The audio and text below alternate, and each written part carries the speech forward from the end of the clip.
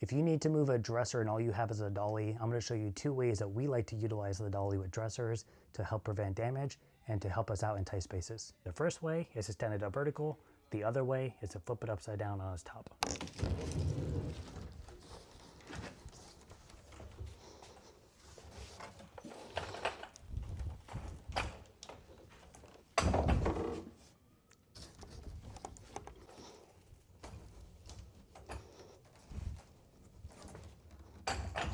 So that first way, having it on the sides of the pieces vertical, helps you a lot if you have a tight corner or it needs to come out of a bedroom into a hallway, and if you were to leave it down flat, you wouldn't have enough room to cut it out the door frame and make it through a narrow space. So as long as your dresser isn't taller than usually 6 feet and your dolly isn't more than 4 or 5 inches tall, you should be able to clear most doorways. And just a bonus tip, if you need the piece to be vertical but it doesn't fit with the dolly underneath it, you can always put it on a moving blanket or a thicker towel, and you can slide it out the door and then transfer it to a dolly, and that'll just help you with that clearance a little bit.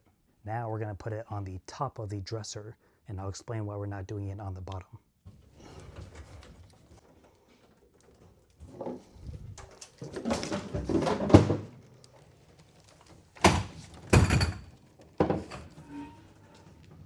Now, the main reasons why we don't like to put the dolly on the bottom of the dresser is, number one, typically you don't have as much support as this one is. It's usually just a solid beam in the middle, or it's like a press board bottom or something very weak, and putting on a dolly in it, especially with a heavy dresser, it's just gonna punch right through.